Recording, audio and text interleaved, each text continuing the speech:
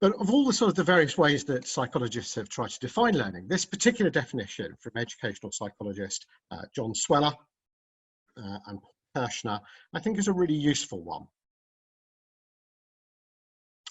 Learning involves a change in long-term memory. And I think it's particularly useful because it helps to understand the difference between learning and performance, which is important when we're thinking about how we're teaching, important when we're thinking about curriculum design, and also about assessment. But to make much sense of it, we need to have a sort of an understanding of what psychologists mean by long-term memory. But before we get into that, let's have a think about this difference between learning and performance. Over to you, Singh. So just picking up from where Nick left off, I think some really interesting implications of that definition of learning, but particularly the implications of what it means in terms of practice in the classroom, is to contrast it with performance. As Nick said, learning is a change in long-term memory, and so we can't measure it directly. It can only be inferred from student performance. And some of the conditions that impact that performance will vary the validity of our inferences. So as an example here, there's a person who is traveling from Edinburgh to London, and they've memorized this route. Immediately after memorizing it, they then go about using a sat-nav and completing that route. Now, I think it's quite obvious to say that with the help of a sat-nav, they're likely to be quite successful in completing this route, and their performance is likely to be quite high. But would we feel comfortable saying that they've then learnt the route if we were to remove that scaffold of the sat-nav, or if we asked them to do the route later? How would that change the inferences that we make? These are some of the questions that we're going to look at today, and particularly the impact around this idea of the inferences we make from performance. Something I was really guilty of early on in my career is doing an end of topic test or end of week quiz and seeing students get a really successful performance and saying, yeah, that's it, they've got it, this material has been learned. And what we're going to look at today, throw some questions into those conclusions. Yeah, so learning involves a long-term change in what we can recall. And a great starting point for trying to understand some of the science of learning comes from Daniel Willingham, Professor of Psychology at the University of Virginia in the States, who provides, I think, a really neat summary of about 50, 60 years worth of psychological research into memory and learning.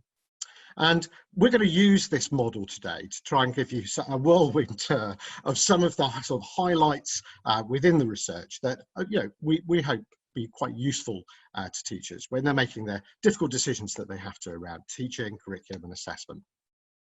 But essentially all learning starts, we can consider, with the environment and what you attend to within the environment.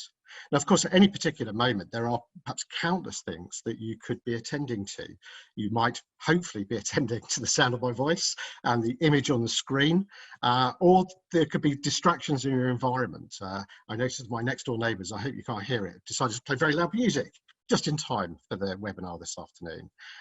Or it might be internal stimuli. It may be perhaps a slight weariness towards the end of the day and a secret desire for a sneak off to make a cup of coffee. But whether it's an internal or an external event, we can only attend to a very small number of things at any one particular time. And it's only those things that we attend to that go into the next component of this model, working memory. So psychologists use the term working memory to describe that aspect of our mind where we're doing conscious and effortful thinking about new material that we're experiencing. And it's only those things that we attend to that can enter into working memory. You use working memory all the time. If I were to give you some numbers to add up, or even if you're reading a book and reading a sentence and trying to hang on to the meaning of it by the time you get to the end. Whenever you're doing conscious effort, that's what it feels like when working memory is busy. Now, the problem with working memory is it's got an extremely limited capacity, and we'll explore that in a bit more in a moment. But hopefully those things that you've been able to consciously and effortfully think about will start to be laid down in long-term memory, as Kirshner, Sweller et al. Describe as learning. But long-term memory doesn't sit there like, I don't know, files gathering dust in a filing cabinet. It actively supports working memory when you're learning new materials, and also to help you think analytically, to evaluate and to be critical of what you're learning. However, the final component down in the bottom left corner there forgetting, is one that we need to bear in mind whenever we're thinking about learning. In fact, we forget a great deal of the details of what we've been learning within minutes, hours of having learnt it. And going back to Singh's example of the person using the sat-nav to drive to London, within minutes or hours of completing that journey, they'll have started to forget the details of what they were following on the sat-nav. But forgetting isn't necessarily a disaster. It turns out that actually we need to forget a bit in order to maximise that consolidation of memory. And we'll explore that towards the end. We're going to kick off by starting to have a little look at this idea of working memory. The working memory, as I said, has a very limited capacity. Psychologists describe it as being able to hold on to about 4 chunks of information in mind at any one particular time. You can think of it as a bit like sort of plate spinning. Once you've got to like 4 or 5 kind of plates that you're spinning, eventually some of them will fall off. So there's a limit to how many things we can juggle in mind at a time. And that means if we're bombarded with lots of new information, and we're going to try and take it slow today, for those of you who aren't familiar with some of this psychology, it's very easy to become overloaded, at which point you're not able to hold this in mind and consciously athletically think about it, or to lay it down in long-term memory. Now, some of the warning signs of working memory overload are related by Gather, Coleman, in the reference at the bottom there. They talk about things like incomplete recall or failure to follow instructions. And I can remember I was a science teacher for many years, and any of you who have tried to run science practicals are probably aware of the phenomenon of asking kids to select pieces of equipment from around the room. And if I'm listing out the piece of equipment, pretty much all the kids will get the first bit of equipment. Quite a lot of them will get the second, but by the time we'll get to about the 3rd or 4th or 5th in the list, they just start randomly grabbing whatever they can see in the classroom.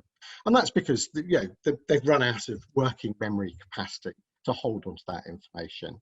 You might even notice it when you're reading. Perhaps when you're a bit tired, you might find your eyes skipping and struggling to keep your place as you're reading.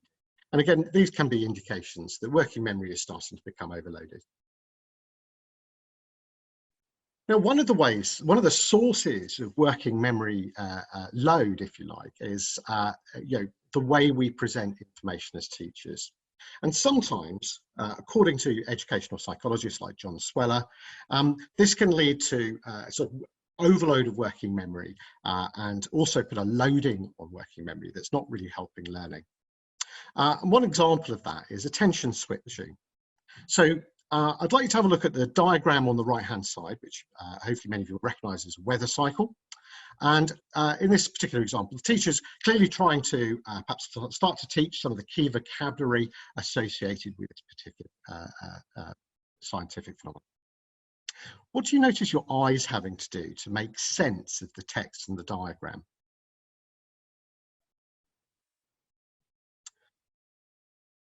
Well, if you're anything like me, you're probably finding that your eyes are having to switch across. So you look in the diagram, you find the number 1, and then you're having to scan across and read that sentence, and then hold on to what that's saying as you scan back and try and find the number 2, and then scan back across to find that information. This process of splitting your attention between 2 sources of information is putting a load on working memory. It's requiring you to consciously and effortfully have to think about it, but it's not actually helping learning. It's putting a load on working memory that's extraneous, as John Sweller might call it, to the learning process. So one way around this, according to educational psychologists, might be to exploit the fact that working memory has 2 different routes that information can be processed by. So we can hold on to speech information and visual information at the same time without it overloading working memory. And so in the example on the left-hand side here, you can see the teacher has perhaps improved on that previous position by providing the key terms in the diagram itself so that you're not having to scan around to find the information, whilst providing a verbal explanation of what's happening within the diagram. Because we can hold on to speech information and process visual information at the same time, this is essentially making the most use of our working memory capacity without overloading it. The danger comes when we try to use the same pathway twice. And processing speech and reading, which involves turning the graphemes into phonemes, both require that same speech process component of working memory. So if the teacher's got a slide with lots of writing on it and starts to talk over the top of it, trying to explain it, the pupil is forced to do one of three things. I mean, they could screen out what the teacher's saying just so that they can read what's on the screen, or they might just ignore everything that's on the board so that they can actually listen and process what the teacher's saying. Or they might try and split their attention between the two, trying to half listen to the teacher and half read what's on the board, and probably take very little in. As I said, one of the most interesting things about working memory is quite how much it is sensitive to our prior knowledge. What's already in long-term memory actively supports us when encountering new information. And psychologists have known this for a very long time, all the way back to seminal researchers like Piaget back in the 1930s, that new learning is predicated on what we already know. And this is extremely easy to demonstrate, and I'd like you to have a go at this. So if you've got a pen and paper handy, you can have a go at this little working memory exercise to put you through your paces on this afternoon. So in a moment, what I'm going to do is I'm going to show you a string of letters on the screen. They're not going to be there for very long, and after they disappear, I'd like you to write down as many as you can remember in the right order. If you're feeling particularly brave, you could pop open the Q&A and you could write in the letters that you could recall into there, so we can have a quick see on how many you remembered. Okay, so once again, I'll count you down because they're not going to be there very long. Some letters will appear, they'll disappear, and then see how many you can remember in the correct order.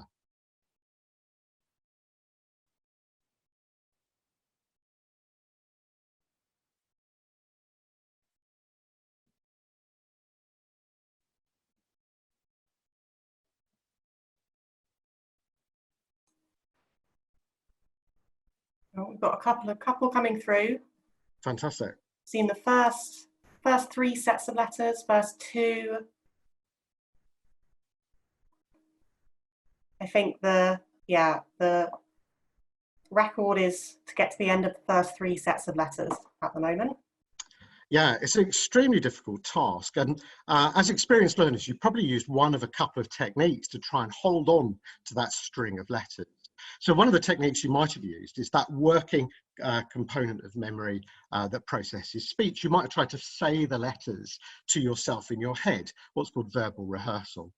However, that section of working memory only has about a 2-second loop of information that it can hold on to. And you probably found that by the time you'd got, I don't know, 6 or 9 letters in, you were starting to run out of capacity to hold on to those letters. But as experienced learners, you might have used a different technique. You might have tried a mnemonic technique. You might have looked at the combinations of letters and said to knocked on the door of long-term memory and said, well, what do they remind me of? What could they be the initials for? But when you went to long-term memory, the cupboard was bare, and you were having to consciously and effortlessly try and invent what those letters might stand for, a process that quickly overloaded your working memory in the time that you had to process those letters. So most people, I don't think I've ever had anyone remember the whole string. I'll certainly check through your answers just in case one of you managed it earlier today. But what I want to do now is allow you to make full use of your long-term memory to have a go at this task again. So I'm going to rearrange the letters so that there's a very strong internal association between groups of letters, allowing you to hold not just single individual letters, but to chunk them together so that you're more easily able to hold them in mind. Well, that's the theory anyway. So once again, some letters are going to appear on the screen. They're not going to be there for very long, but after they disappear, I'd like you to see how many you can recall in the correct order. And once again, if you're very brave, you can stick those into the Q&A so we can have a look. So I'm going to count you in. 3, 2, 1.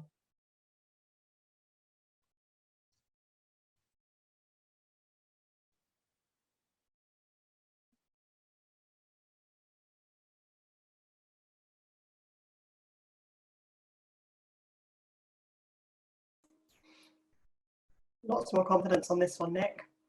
I think we've got a couple of full houses. Great.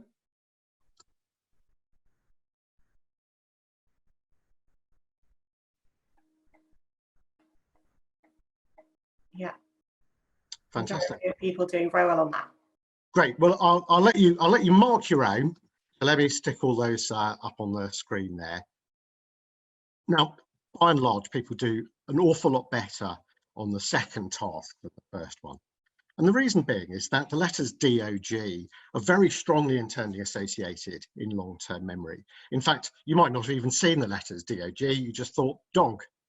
And the way that organisation of long-term memory works is that, if you can remember dog, a cat is more likely to be something you'll remember as well, because they're semantically related. They're related by the fact that they're both household pets. Pig and cow are also kind of related words, and farmyard animals. Top hat, obviously, is an item of clothing. And so from all of those individual letters, you might have got it down to just 3 chunks of information, much more easily able to hold in working memory, despite its very limited capacity. So prior knowledge actively supports working memory when you're trying to process new information. I'll give you a second just to read through this quote on the screen at the moment.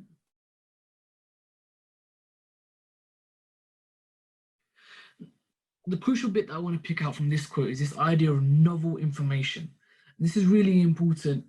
As Nick said, the novel information is when we don't, and students can't rely on any prior knowledge they have. They're experiencing something for the very first time, or something that they've been exposed to very, very few times, and they don't have that prior knowledge on which they can build on.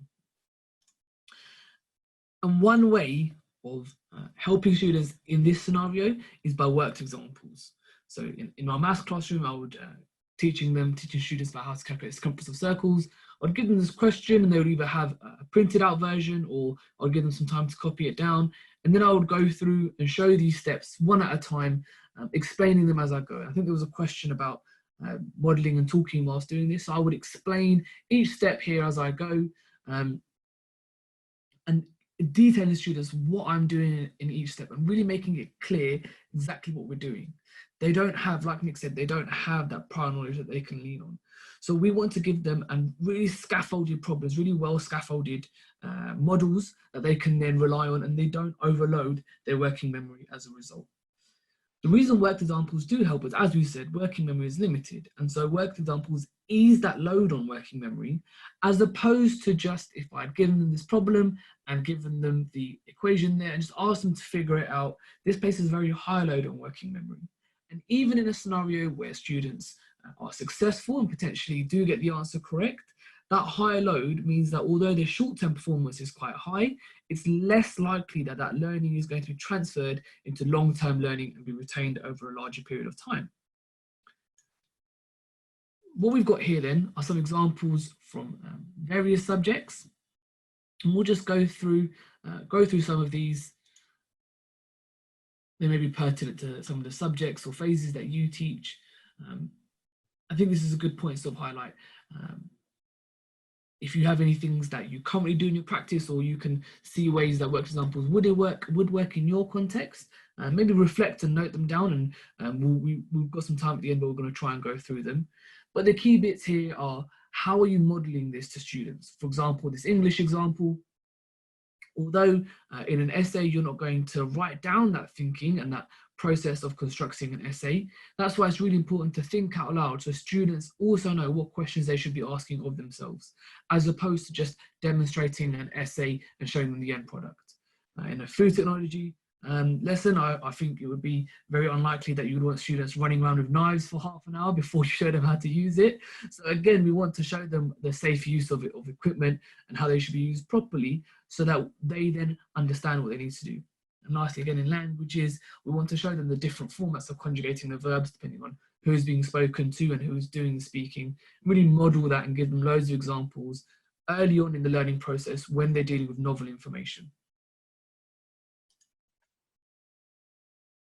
So early on in the process, like we said, we want to give them loads and loads of scaffolding. Worked examples have a very high degree of scaffolding, and this can present problems when going on to independent practice. I'm sure I'm not alone in when I've done loads of examples for students and then asked them to go on to some questions, that actually even the simplest questions, which we would have gone through early on in the example, students really struggle with. And that's because we're asking them to contain and hold in their working memory these 5 or 6 different examples you've just gone through, whilst also processing these brand new questions. So even though some of the questions might be straightforward, students really struggle between making that jump. One way of easing that is this idea of example problem pairs. So on the left-hand side, this is exactly how I present to my students. On my left-hand side, I've got that question from earlier, and I would go through and explain and model this solution exactly the same way as we said earlier. And on the right-hand side, I would give them this question to go through and complete by themselves. There are two advantages of this, particularly in practice. As we said, it eases the load on working memory, but another thing I found in the classroom is that actually it makes giving feedback a lot easier. When students are struggling, I don't have to give them the answer straight away, or sometimes when I'm questioning them, it's just too much for some students, and actually they're so overwhelmed, they really struggle to answer my questions. So instead I can say, what did we do on the left-hand side? Where has this 4 come from? Why have we done it into here? And it gives them something concrete, which they can visualize and look at, rather than having to process not only the question, but also my questioning in their head. Another technique that we use is something called partially worked examples. So again, on the left-hand side, I've got an inequality, maths inequality here that I would work through and explain how I've got this answer at the bottom. And on the right-hand side, I might give students an example like this, where I've omitted the last step of working for students to work out by themselves. Again, we see the two benefits here of minimizing that load on working memory and bridging that gap between fully guided instruction and independent practice. And also the idea of linking back and making feedback quite easy by saying, well, look what we did previously. How can we, what's this final step? What bits are involved? And just breaking that new learning down into really manageable chunks for students to have. The crucial thing here is, again, obviously, we should be always preceding either a problem pair or partial work examples with fully worked examples for novice learning. Something like this in English would be potentially something like a sentence starter, which I know many colleagues in English use quite often. Okay, so it's a real whirlwind tour today, but we've talked about a number of kind of features of working memory. We've talked about the fact that it's we can think of it as a bottleneck to learning. It's got a very, very small capacity for dealing with new information. But some of the things we do as teachers may actually inadvertently put a load on working memory that's not helping learning. And we looked at the idea of attention splitting as an example of that. We also talked about the fact that we can process speech information, visual information at the same time. There are two routes through working memory. And lastly, Singh's taken you through one of the ways that we can ease the load on working memory very early on in that instructional sequence by using things like worked examples and problem pairs. So we'll pause for a moment. You might want to reflect on how any of these might relate to your own classroom practice.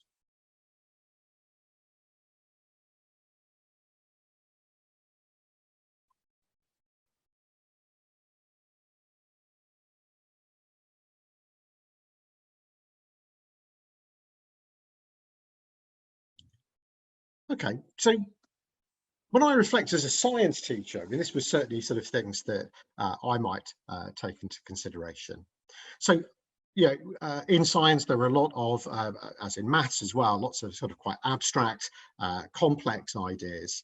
And perhaps the most important one is to ensure that when I'm teaching a new topic for the first time, that I'm introducing a relatively small number of things at any particular time.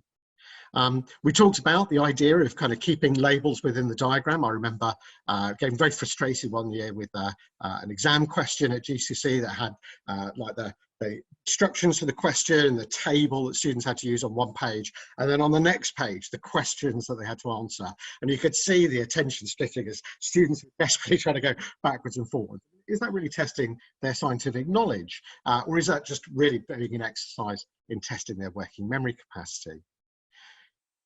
The idea of being able to use two routes at the same time is very useful, but it's also important not to try and use the same channel twice. And hopefully you'll notice that when we're going through, it's good to kind of give a bit of a pause to let people actually read what's on the screen, if you want them to read it, before then perhaps giving a sort of a bit of explanation over the top.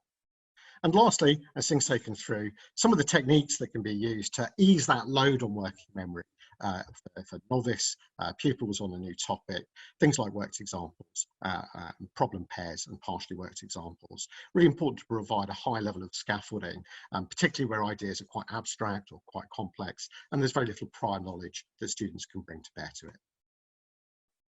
Okay, so it was a real short journey through an enormous amount of psychology, but let's see how deep the rabbit hole goes and plough into long-term memory. So we've talked already about how working memory is where you do your conscious, effortful thinking about new material. But we've already suggested, as educational psychologists have suggested, that learning involves a change in long-term memory. Now, long-term memory doesn't just help us when we're tackling new information. It also helps us to think, to be able to evaluate, to analyse and be critical of information that we're learning. It's very hard to be critical or to evaluate things you don't know anything about. And again, this has been known for a very long time. It's a very easy thing to demonstrate. I thought, again, just to put you through your paces a little bit, I'd put your working memories through your paces with this example. This is called the Ways-On card test. And I will say that sometimes when I'm giving the explanation for this task, it overloads people's working memory. So I'll take it slow and hopefully you'll follow what you have to do. Please fire into Q&A if it's deeply obscure. Okay, so you can see 4 boxes on the left-hand side of the screen labelled D, F, 3 and 5. And I want you to imagine they're cards on a table and you can turn them over to look at the back. And if there's a letter on one side, there's always a number on the back and vice versa. So if I turn over that D, there's going to be a number on the back of it. Or if I turn over that 3, there's going to be a letter on the back of it. So we've got these 4 cards in front of us, and there's a rule that we need to test. The rule is that if there's a D on one side of the card, there must be a 3 on the other. And your job is just simply to say, which of these cards are you going to turn over in order to test that rule? So if you're feeling particularly brave, you could pop into Q&A. Obviously, the cards are labelled D, F, 3 and 5. Which of those cards would you turn over to test the rule that if there's a D on one side of the card, there must be a 3 on the other?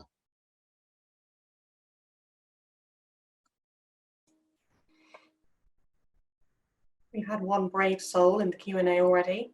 Great. I won't give it away.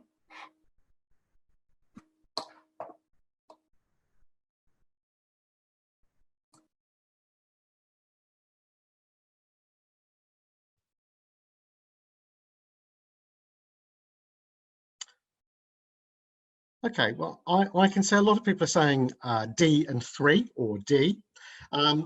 You'd certainly want to turn over D because if there was I don't know, a 4 or a 2 or something like that on the back of it, it would break the rule.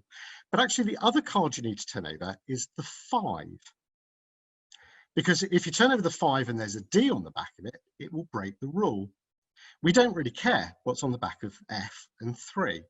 But this seems very counterintuitive to people, and a lot of people get this wrong. In fact, if you got it wrong, you're in very good company. Most people do.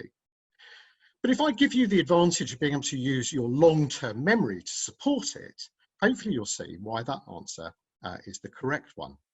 But let's put this into a context where hopefully you're able to bring to bear some of your information in long-term memory. It's exactly the same task, but this time there are drinks on one side of the card, and there's a number on the back that represents the age of the person who's drinking. So if I turn over that card labelled beer, there's going to be a number on the back of it, which is the age of that beer drinker. And if you see that card labelled 25, that's the person's age. If I turn that over, there's going to be a drink on the back of it. Now, as many of you will know, in the UK, if the person is having a beer, they must be over 18 years old. And your job is to work out which drinkers would you check to ensure there are no underage drinkers. So if you're feeling particularly brave, do you want to pop into Q&A, which cards would you turn over to test that there were no underage drinkers?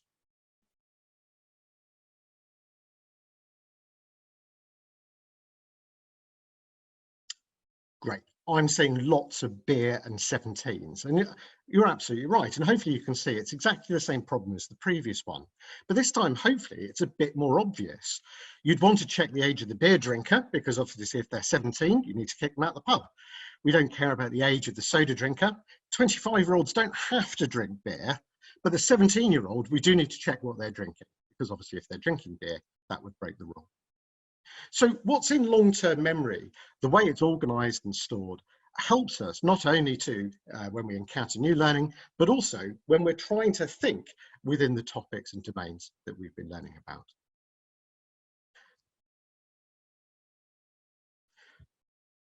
This draws us to a very important distinction made within the literature around working memory and long-term memory about the differences between novices and experts. So this is a fairly well-known experiment by Chi et al. Conducted back in the 1980s. They had novices and expert physicists. The novices were first-year undergraduates and the experts were postgraduate physicists. But the task they had to do was the same. They gave them lots and lots of different physics problems and asked them to organize them into groups based in what they had in common. As you can see on the left-hand side, the novices were taking a rather superficial approach to it. You can see that they've grouped problems by blocks on inclined planes with angles, by what they visually look like. In fact, those two physics problems are very different aspects of physics, but they've been grouped together because they kind of look the same. Experts, on the other hand, weren't fooled by appearances.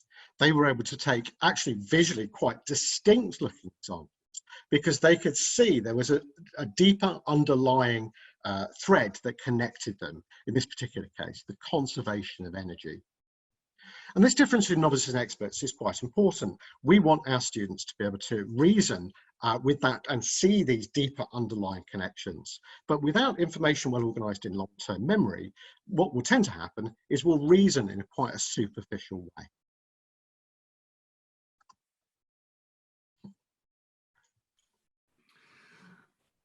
So we can see, as Nick said, novice and expertise as a spectrum. We've got novice on the left-hand side of this diagram, intermediate and expertise on the right-hand side.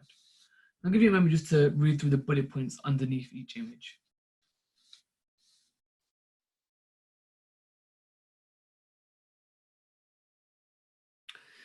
So what we can see, and as Nick said, is that experts have a really well-developed long-term memory which they can rely on when attempting problems and analysing them.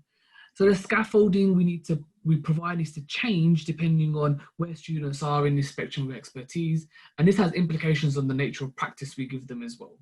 As we looked at earlier, the ideas of example problem pairs and partially worked solutions probably sit in this intermediate category where students have been exposed to some of these ideas but haven't quite got them into their long-term memory yet. And so we don't want to introduce it at the novice stage. It will be too much for them to process. And expertise, we really want to get them onto independent practice because we have this idea of the expertise reversal effect. This is where students who have highly developed knowledge and actually are quite confident and comfortable with solving some of the problems actually start to find it more challenging when scaffolding is provided because they're now having to navigate that extraneous and unnecessary scaffolding along with attempting the problems they're actually quite comfortable with. Going back to this idea of novice, we can use this idea of intelligent variation to aid novice progression and tie in with what Nick said about drawing their attention to the underlying principles of problems. So I'm just going to show you two examples from maths here. On the left-hand side, we've got questions where we're asking students to convert mixed numbers into improper fractions where the numerator is top-heavy. And the numbers are changing, almost all the numbers are changing each time. Whereas on the right-hand side, only the whole number outside the fraction is changing each time. And really, this right-hand side is what we would call the intelligent variation.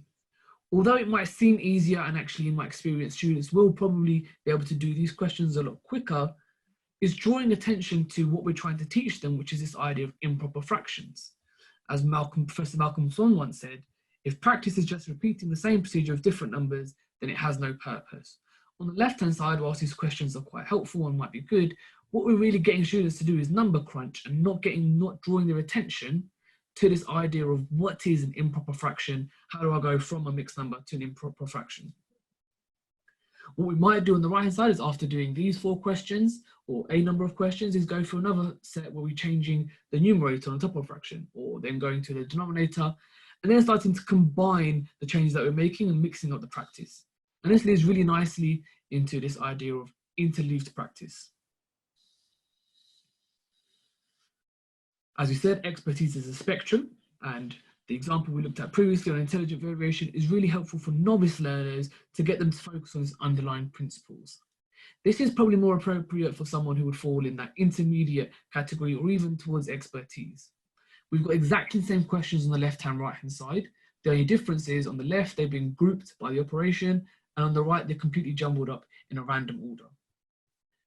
The questions on the right-hand side also, although being exactly the same as on the left-hand side, students are going to find more difficult. And the reason they're going to find it more difficult is on the left-hand side, they'll probably do the first 1 or 2 questions in each section and then just repeat a process that they've got familiar with. Whereas on the right-hand side, they're having to constantly figure out what process they have to first carry out and then carry out the process. And here's where we see that difference between short-term performance and long-term learning.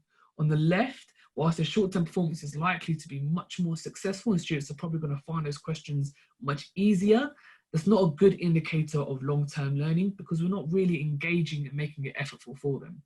Whereas on the right-hand side, whilst it might take them longer, they will probably make more mistakes as we might experience. That's actually really valuable, and that suffering in short-term performance is not an indicator of long-term learning, because by discerning each individual question, we're making it effortful and making that transition from working memory to long-term memory a lot easier.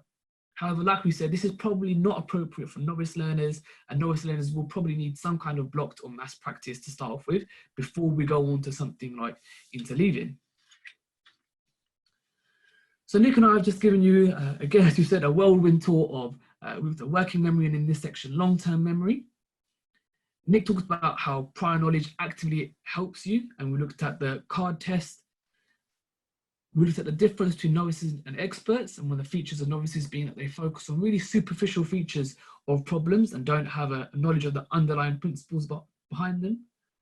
And this idea of gradually reducing scaffolding as we progress up the novice to expertise spectrum.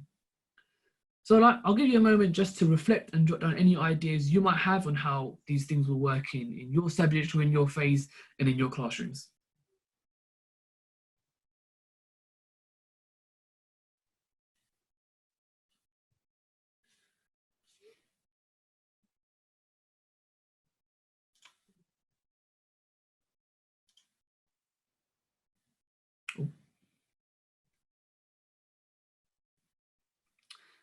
Some classic technical difficulties going on here, but we will get back on track.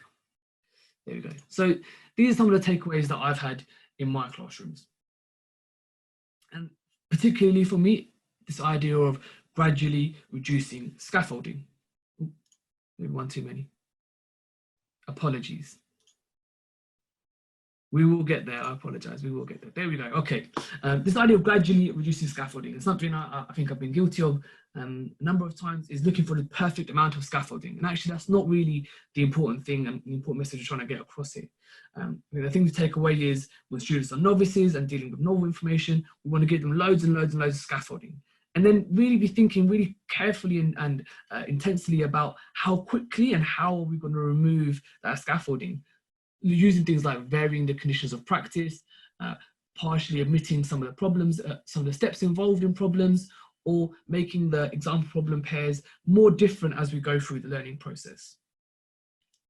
The other advantage we have when using those techniques is that if it does go wrong, they're really easy to add scaffolding back in and get students back on track.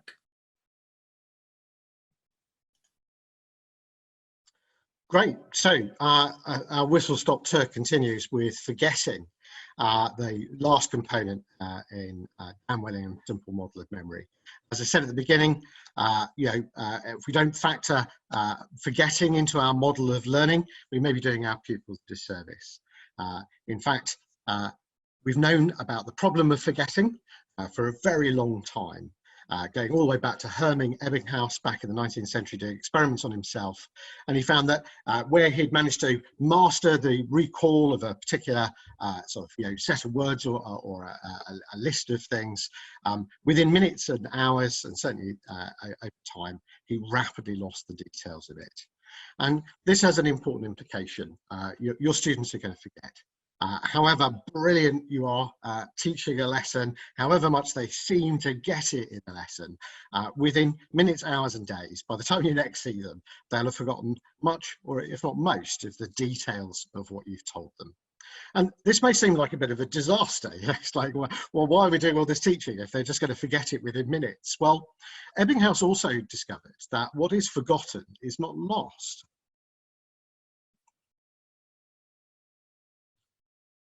What he found was that each time he came back to review the material, two things happened. He relearnt it faster and he retained it for longer each time he reviewed the material.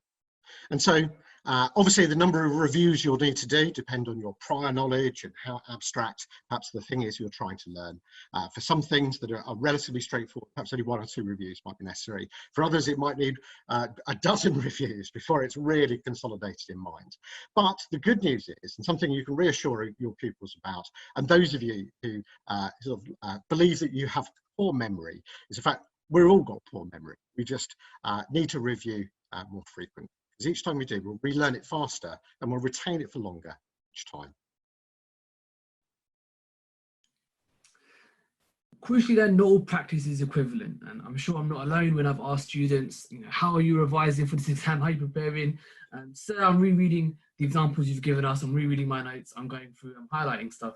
As one of my colleagues once said about a particular student and their notes, they might as well have taken a paintbrush to it because there's just so much that was highlighted inside. And really, while students find these techniques quite easy and actually the most popular ones, what the Donofsky review found was that actually they're some of the least effective ones. And the two most effective that stood out were spaced practice and practice testing or retrieval quizzes, as they're sometimes known as well. Yeah, so I mean, an example of this kind of research, and this is a particular study from Bloom and Schull, done back in the 80s, reviewed by Radiger et al. So we've got students that were divided into 2 groups, and half of them had massed practice or blocked practice, which was 4 study sessions, basically back to back. The other group had spaced study sessions. So they had exactly the same amount of time, but separated by a day each. So they had 4 study sessions. And at the end of that study session, they were given an initial test. And then about a week later, they were given a second test to see how much they could remember. So if we have a look at the initial test, we can see that, well, between the ones that had mass practice and the ones that had that spaced out opportunity to review, there doesn't seem to be a huge difference between the 2 groups. In fact, in some studies, the mass practice group might even do a bit better. But the real difference is when we look at how much is being forgotten.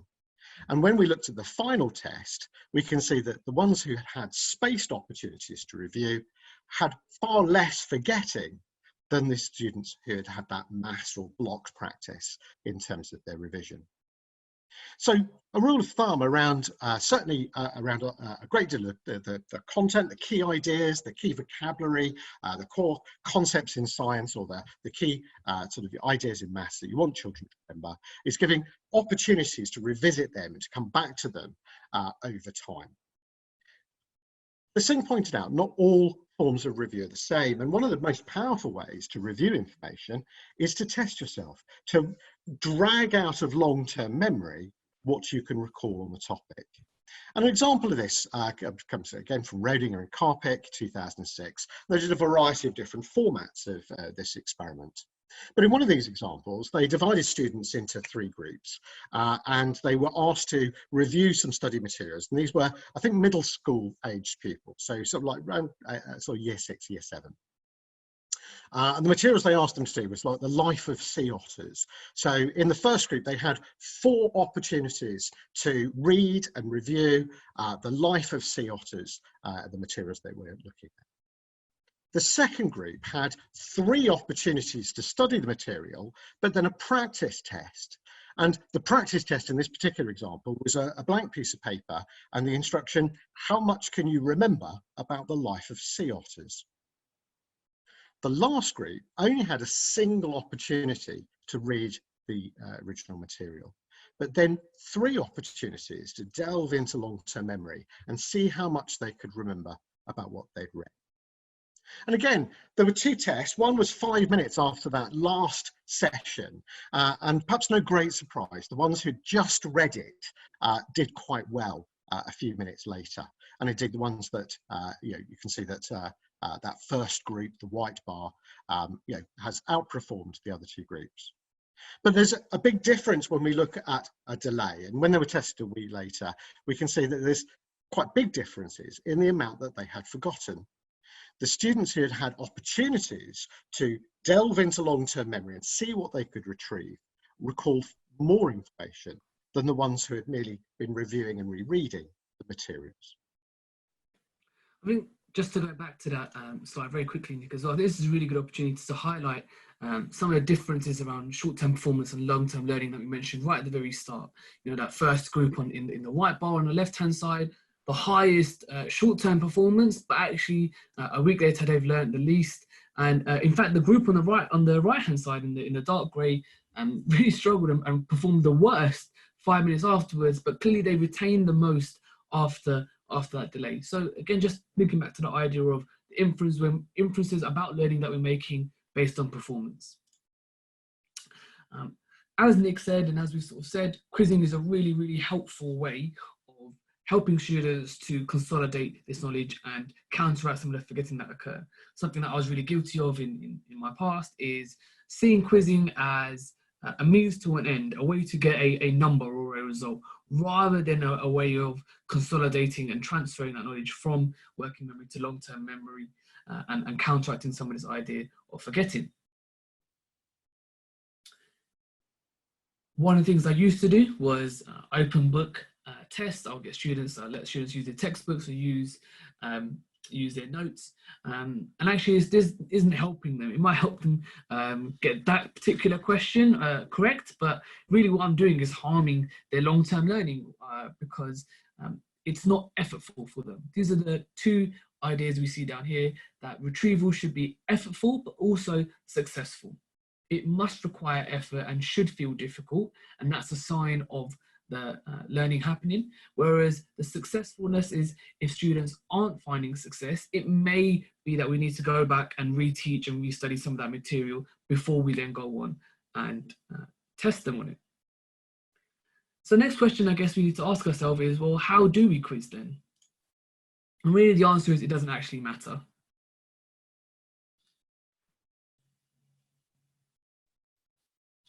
There's no wrong way of quizzing, but there are some things that we need to consider and take into account for. This idea of free recall in the study that Nick talked about earlier, where students have got a blank sheet and they're just having to write down everything that they can remember about sea otters, or in my case, I wouldn't do sea otters, it would probably be something like trigonometry. I'm getting students to say, write down everything you can about trigonometry. Short answer questions activities.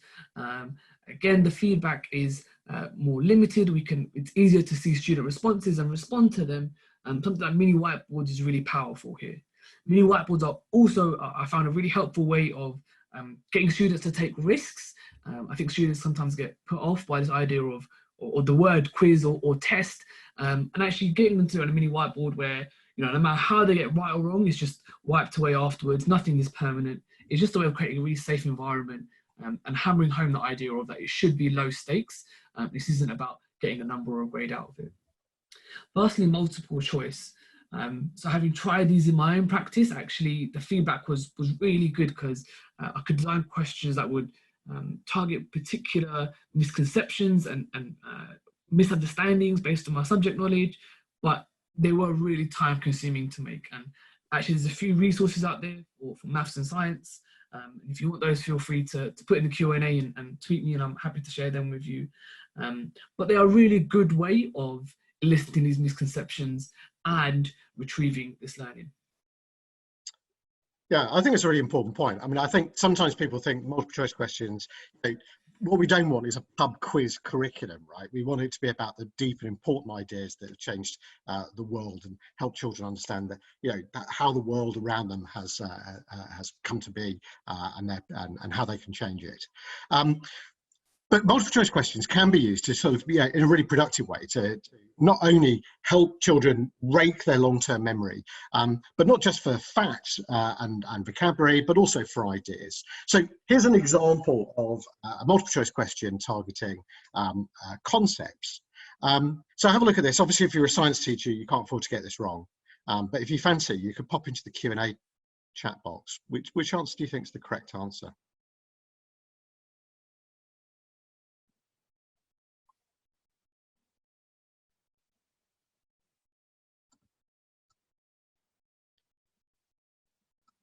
Okay, well, actually the correct answer is A, that the candle wax are turned into invisible gases, so carbon dioxide and water vapor. And again, this requires you to retrieve the idea of combustion, what actually happens to the candle wax when involved in being burnt. But children have all sorts and harbour all sorts of misconceptions. And the data here comes from the American Association for the Advancement of Science. Obviously this is a US sample, but I dare say many of our younger students might, or even some of our older students might fall into the same trap. You'll see the most common answer was that all the wax is melted and drips to the bottom of the candle holder. Popular misconception, because obviously that's what students can see. So again, a carefully constructed multiple choice question can be used for quizzing, but also for a teacher as something of a diagnostic about, are they still harbouring sort of common errors and misconceptions around the topic.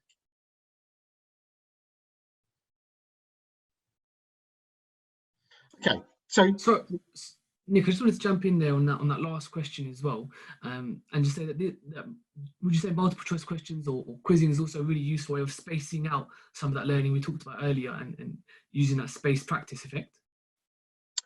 Great, yes, absolutely. Like, don't just quiz them at the end of the lesson. You might want to come back to it at some stage, particularly if it's a dogged misconception. Okay, so we've talked about a range of things, how new learning rapidly decays, but how what is forgotten is not lost, and that actually practice makes permanent the opportunity to come back and review these things. But not all methods of review are the same. Spacing out opportunities for practice and trying to retrieve from memory turns out to be quite effective techniques. So we're running very short on time, but I'll just give you a moment to consider how that might reflect in your own practice.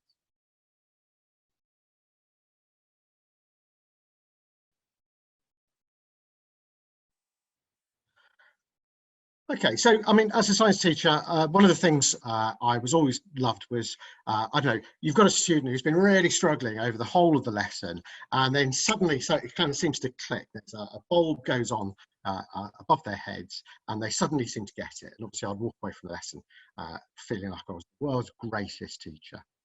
But my experience was quite disappointing. Obviously, like the next lesson, the kid comes back in, and like as part of perhaps talking about what we did in the previous time, I want to kind of let them show off about what they learned the previous lesson. So perhaps I direct one of the questions towards them. And quite often what I'd find is that you know, the answer would come back as they drifted back to a misconception that they'd held, or like the answer that comes back is all muddled because, of course, they'd forgotten the breakthrough that they've had in the previous lesson. So perhaps the most important idea here is the idea that learning is more kind of incrementally. It's something that requires review and over time, rather than just something that clicks in kids' heads and is never forgotten. Okay, so this really was a whistle stop tour, and obviously we're running a little short in terms of time. But again, if you're interested in learning a little bit more, I'd really recommend Why Don't Students Like School by Daniel Willingham. And this simple model of memory, I think, is a really powerful thing to help teachers when they're making difficult decisions around curriculum, around what they're teaching, and assessment. Brilliant. Thank you, Nick and Singh. Thank you so much. That's all we've got time for today. I know there were a few questions in the Q&A. I'm sure that Nick and Singh will be open to looking at those on Twitter if you want to tweet them later. I'm sorry we didn't have time to get to them today. But if you are interested in finding out more about the science of learning, we're going to be sharing follow-up content and further reading on our website and on our Twitter account, so take a look on there. As I mentioned at the start of the session, Singh has been part of Ambition's Masters in Expert Teaching, where we explore the science of learning in much greater depth than we could ever do in an hour-long webinar. It's a master's programme for teachers with over 2 years' experience to develop their expertise, underpinned by the latest evidence and research, but immediately applicable in your classroom. And the programme aims to help enable teachers to draw on cognitive science to find new ways to engage with and motivate pupils and consolidate their learning. I saw a couple of questions about this in the Q&A actually. If you're interested in pursuing a master's, we have slightly extended our deadline, and so you can now apply up until the 7th of July if you're interested. So I do encourage you to take a look on our website after this webinar if you'd like to find out a bit more. This, as I say, is the last week of the summer series, and we're ending with a Science of Learning double bill. So if you want to find out even more about memory and how we can try to overcome learning loss, Paula Delaney is going to be exploring this on Thursday at 4 o'clock. That'll be our final session in the summer series. So do come along if you can. You will already have signed up for that session, and we'll provide the login details tomorrow. So thank you again to Nick and Singh, and thank you everyone for attending. Hope you have a lovely evening.